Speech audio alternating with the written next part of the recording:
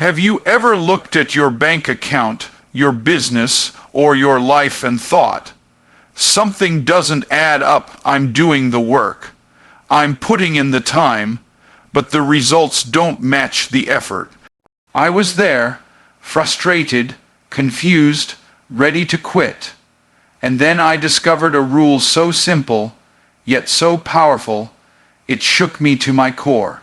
A rule God Himself put in His Word. And when I applied it, everything about my business and my life began to change. I used to think my situation was the result of my circumstances, the economy, or the people around me. But then I realized nothing outside of me was controlling my outcome. Everything began with my thoughts.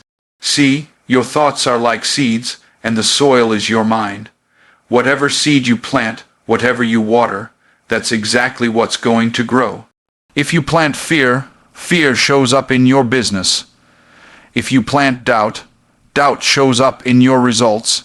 But when you plant faith, vision, and abundance, your harvest begins to look completely different. God already told us, as a man thinketh in his heart, so is he. That means who I become is not determined by what I do first. It's determined by what I think first. I didn't need a new strategy. I didn't need a miracle investor.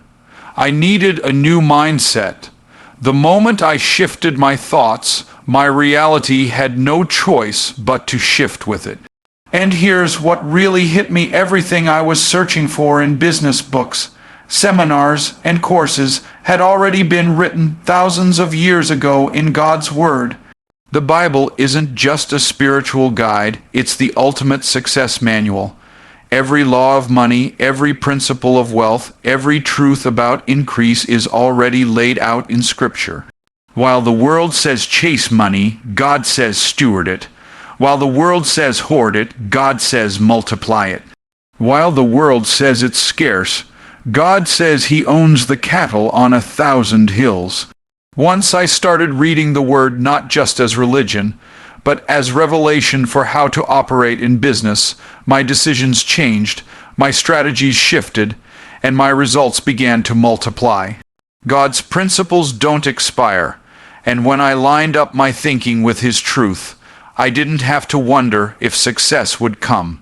It became inevitable. Most people don't realize that poverty doesn't start in their pockets. It starts in their minds. Scarcity is not a money problem. It's a thinking problem. I used to look at what I didn't have and make decisions based on lack. And guess what I kept experiencing? More lack. If you believe there's never enough, you'll never see enough, even when opportunities are right in front of you. Scarcity is a lens, and once you put it on, everything looks limited. But when you shift your thoughts and begin to see the world the way God sees it, overflowing with abundance, overflowing with opportunity, you start to recognize resources that were invisible before. The money didn't change, the market didn't change, the opportunities didn't change, my mindset changed, and that's when everything else followed. And here's the breakthrough: abundance doesn't show up just because you want it. It shows up when you line your thoughts up with God's truth. The moment I stopped thinking like the world, chasing after money, and started thinking in agreement with God's promises, everything shifted. God said He would supply all my needs according to His riches, not according to my hustle. That means His supply is infinite, it never runs out, and it's not tied to my effort. It's tied to my alignment. When I began to think abundance the way God defines it, I stopped seeing money as scarce and started seeing it as seed. I stopped seeing clients as hard to find and started seeing them as already assigned.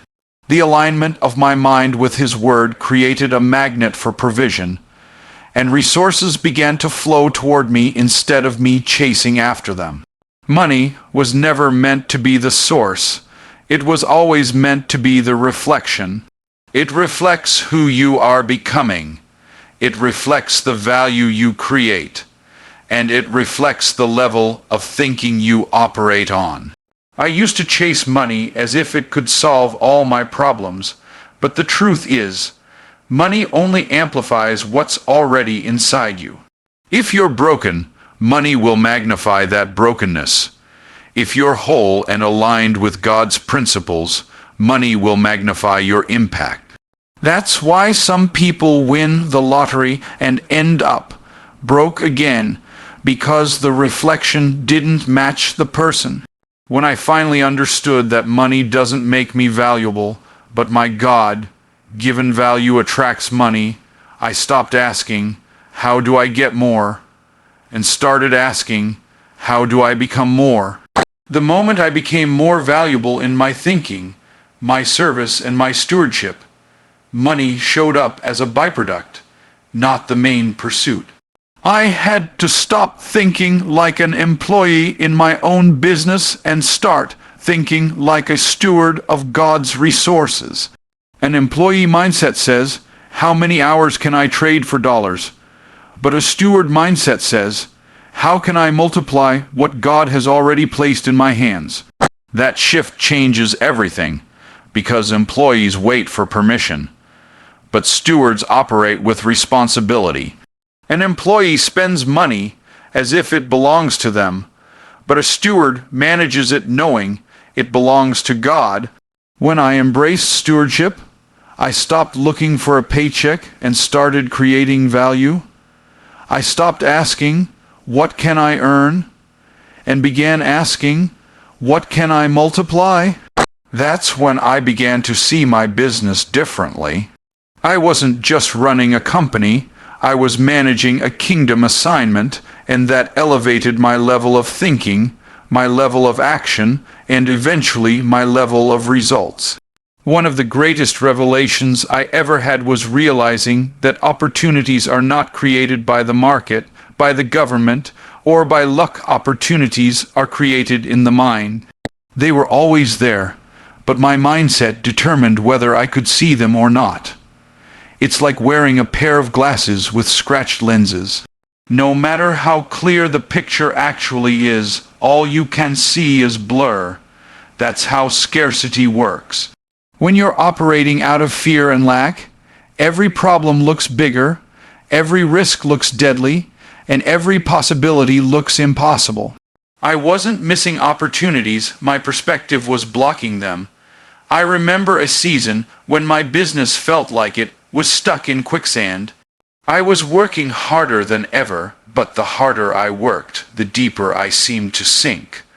I blamed the market, I blamed my clients, I blamed the economy. I thought maybe I needed a new skill, a better website, or the latest social media hack. But none of those things worked because my vision was clouded. I was looking at my circumstances through a lens of survival instead of a lens of stewardship and abundance. The truth was, the opportunities were already around me, but because I believed they weren't there, I couldn't see them.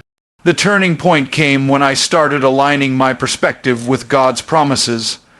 God has never been in scarcity mode.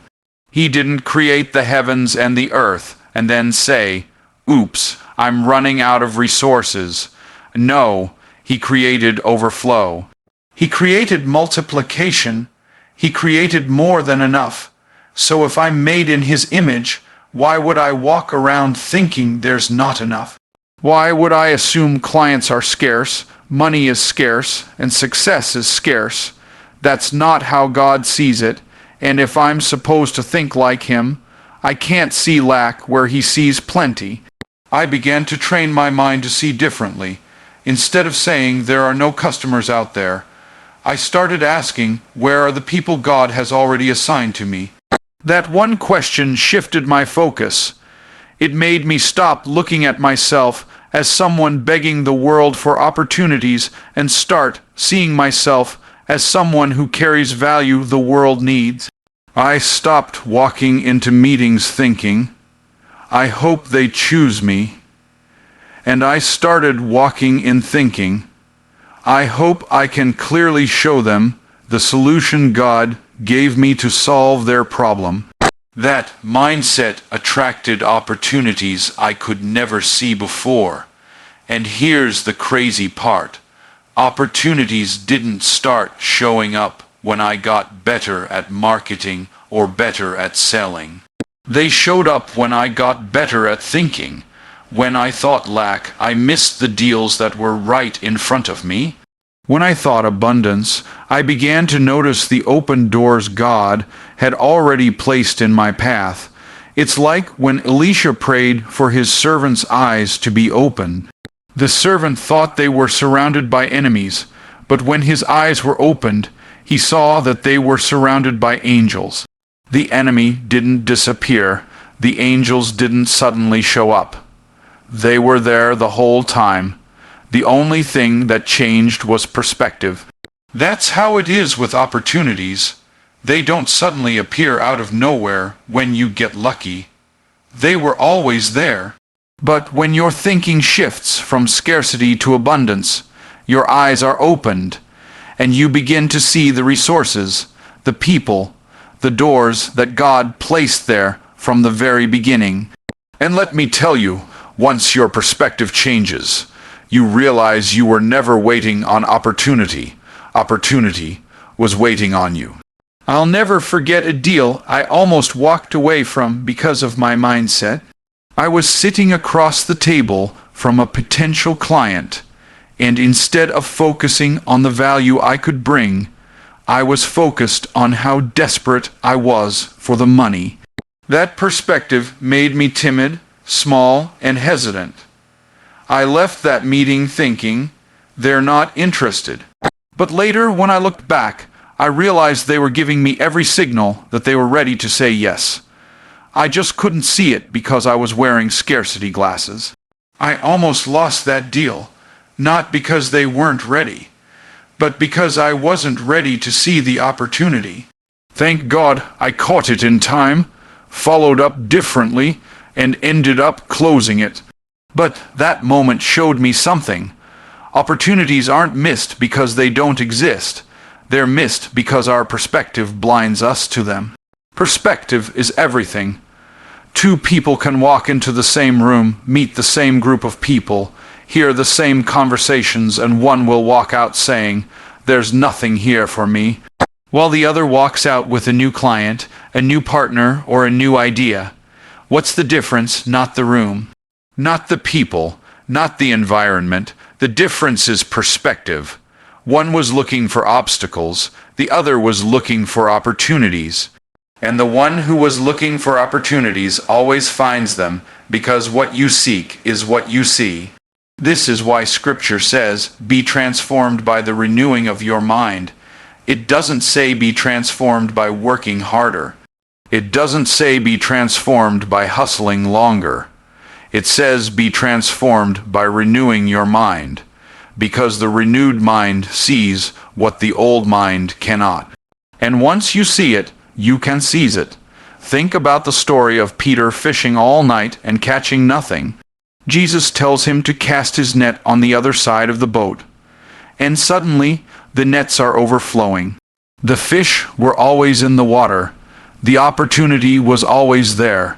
The only thing that changed was perspective and obedience.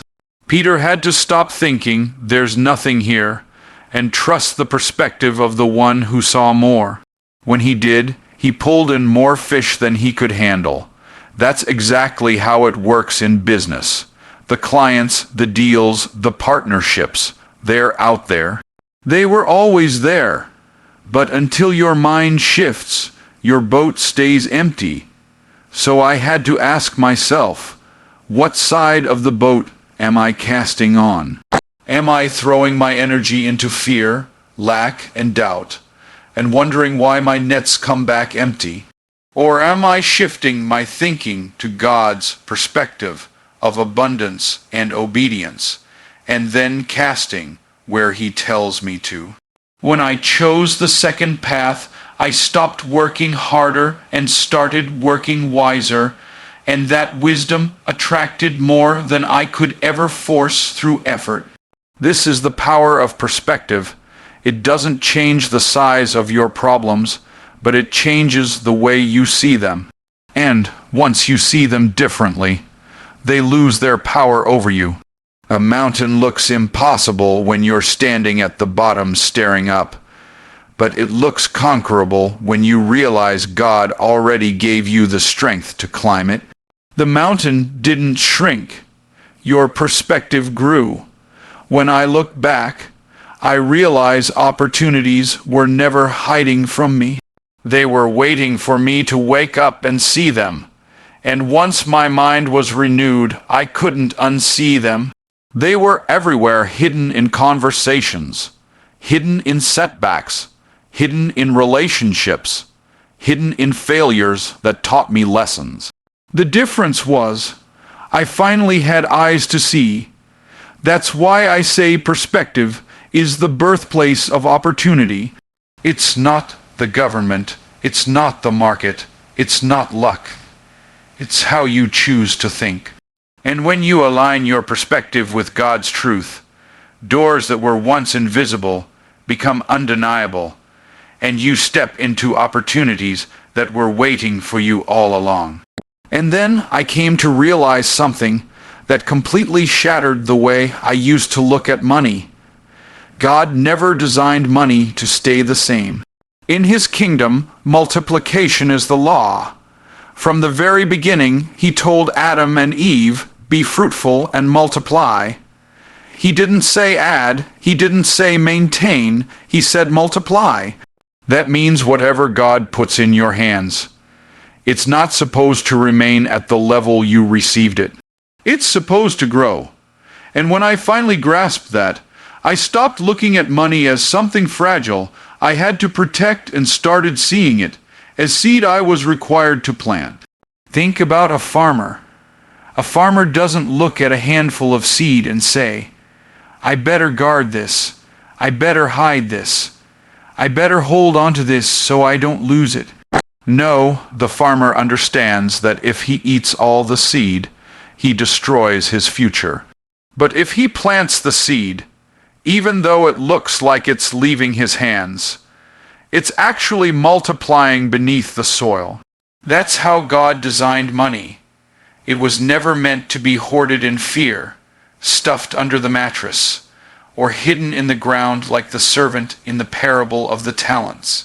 It was meant to be sown, invested, put to work, so it could multiply and bring back more than it was when it left. And this is where I had to confront my own mindset. I realized that for years I had been operating in fear instead of faith.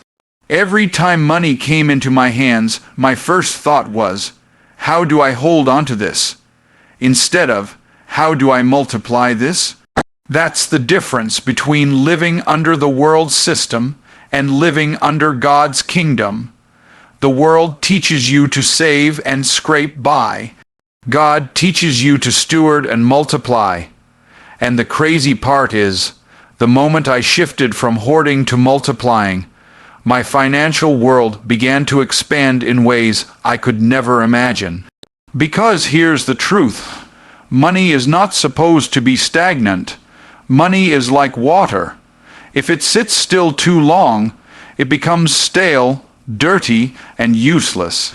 But when it flows, when it moves, when it's invested with purpose, it brings life everywhere it goes. I realized that every time I held onto money in fear, it wasn't serving me, it was shrinking me. But when I released it with wisdom, when I sowed it into opportunities, when I invested it into people, into ideas, into growth, it came back multiplied. The parable of the talents is the perfect example. The master gave one servant 5 talents, another 2 talents, and another 1. The ones with 5 and 2 multiplied what they had. They doubled it, and the master called them faithful. But the one with 1 talent buried it in the ground. He didn't lose it, but he didn't multiply it either. And when the master returned, He called that servant wicked and lazy. That shook me, because I used to think the worst thing I could do with money was lose it. But according to God, the worst thing you can do with money is bury it.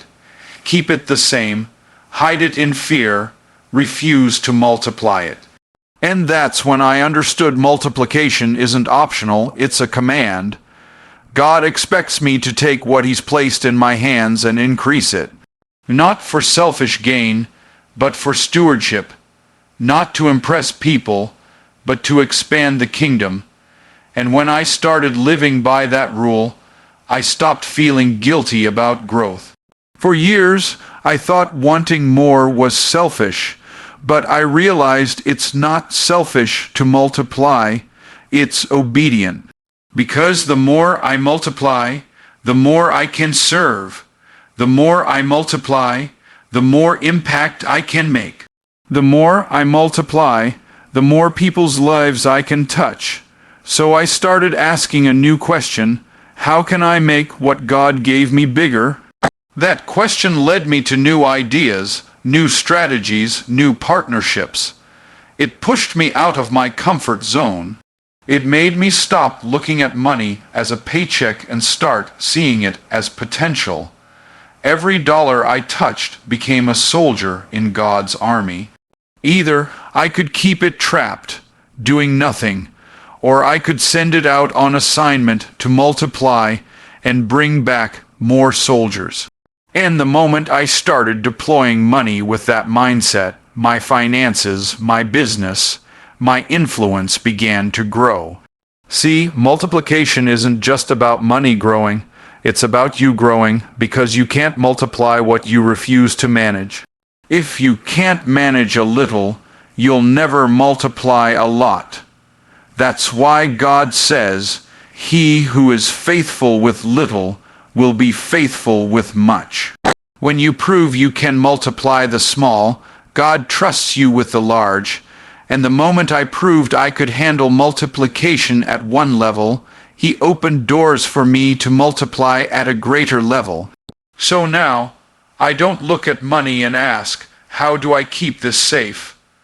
I look at money and ask, how do I make this seed? Because in the kingdom, safety is not in holding, it's in multiplying. And the moment I embraced that, I stepped into a flow where money began to grow.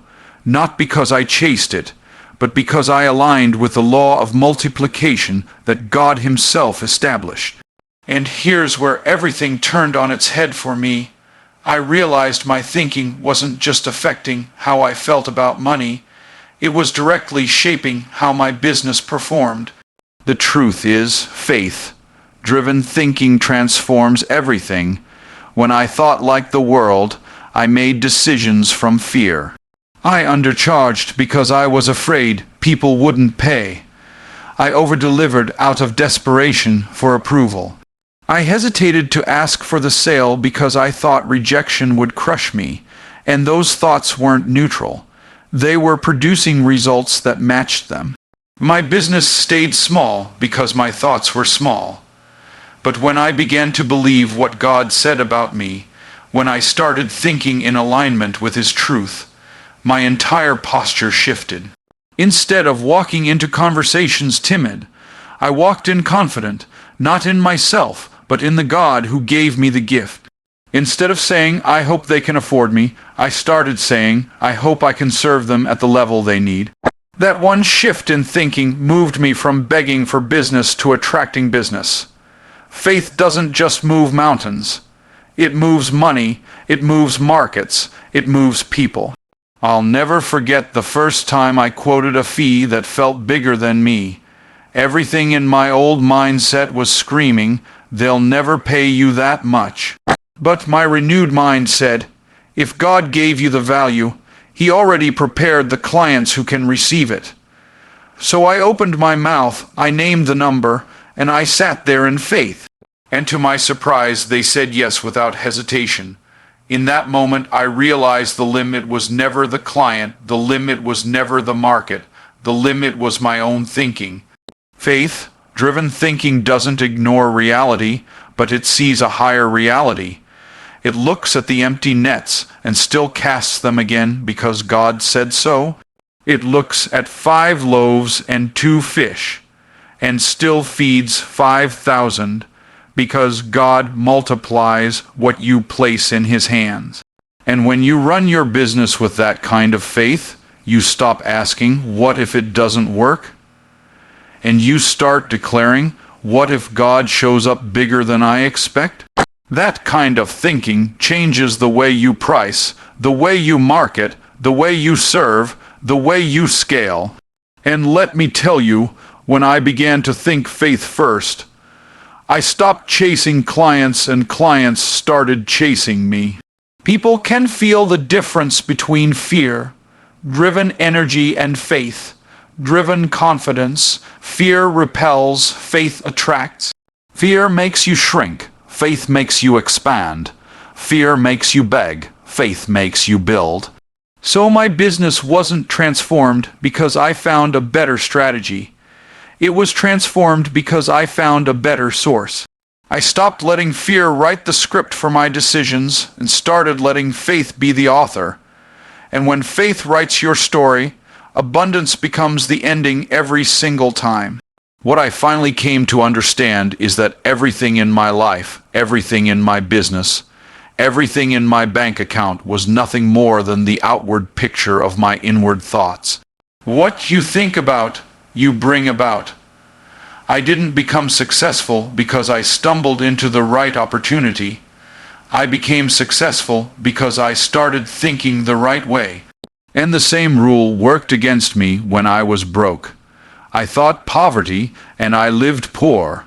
I thought struggle, and every day felt like a fight. I thought small, and my life stayed small.